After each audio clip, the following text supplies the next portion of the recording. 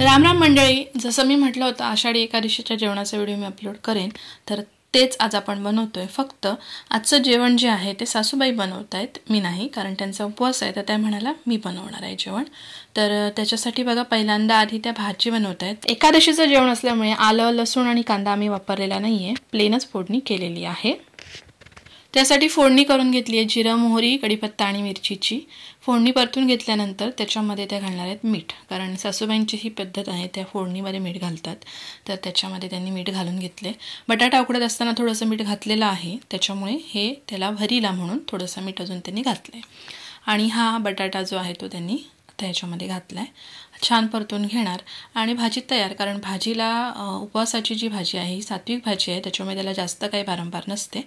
वरून घातलेलं आहे ओलं खोबरं आणि बारीक चिरलेली कोथिंबीर आणि भाजी तयार। तर या पद्धतीने बटाट्याची भाजी बनवून घेतलेली आहे। आत्ता बनवणार आहोत आपण दह्याची कढी। आता दह्याची कढी, ताकाची कढी असं नाही म्हणत आहे मी, कारण हे जे दही आहे ते दही काल रात्री आम्ही लावलं होतं। फक्त रात्रीत लावलेलं एका दिवसाचं हे दही आहे, त्याच्यामुळे ते गोड असतं। अर्धा लिटर दुधामध्ये 1 चमचा दही टाकून एका रात्रीत लावलेलं ते दही आहे, तर त्याच्यामुळे दह्याचीच कढी ते बनवणार आहे। फक्त फेटून घेतलं आणि आता त्याला फोडणी केलेली आहे। तेलाच्या फोडणीमध्ये घातली आहे मोहरी, जिरं, कढीपत्ता आणि मिरची खोबरं वाटून केलेली ही चटणी। म्हणजे नुसती मिरची कापून न घालता खोबऱ्यामध्ये मिरची वाटलेली आहे ही मिक्सरवर, आणि त्याची चटणी बनवून घेतली आहे।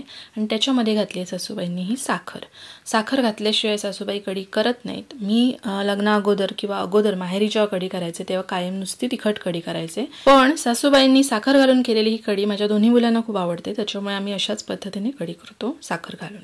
तर त्याच्यामुळे मीठ पण घालून घेतले बघा चवीपुरतं, आणि सगळ्यात शेवटी घातली आहे कोथिंबीर, आणि कढी जी आहे ती तयार आहे।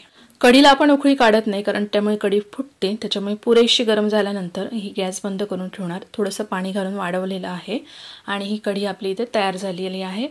जेवणाचा महत्त्वाचा भाग झाला आहे भाजी आणि कढी, राहिलेला भाग आहे तो म्हणजे भात।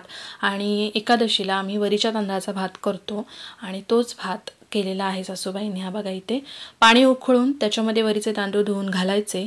एक साधारण 2 मिनिटात, 2 ते 3 मिनिटात लगेच हे तांदूळ शिजतात। जास्त वेळ ठेवलात तर ते एकदम पातळ होऊन जातात, मऊ होऊन जातात, तर त्याच्यामुळे या पद्धतीने उकळी आली की लगेचच ते वाळून टाकलं जातं पाणी, आणि हा वरीचा भात तयार होतो। तर या पद्धतीने आषाढी एकादशीसाठी आम्ही बनवलेली दह्याची कढी, बटाट्याची भाजी आणि वरीचा भात, आणि कढीसाठी जी चटणी बनवलेली होती तीच थोडीशी चटणी आम्ही चवीला घेतलेली होती।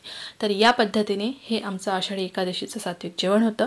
आजचा व्हिडिओ कसा वाटला कमेंटमध्ये नक्की सांगा। व्हिडिओ जर आवडला असेल तर व्हिडिओला लाईक करा, शेअर करा, आणि अशाच छान छान व्हिडिओजसाठी पूर्णब्रह्मला सबस्क्राईब करा। भेटूया अशाच एका छानशा रेसिपीसह। तोपर्यंत मस्त खा, स्वस्त रहा।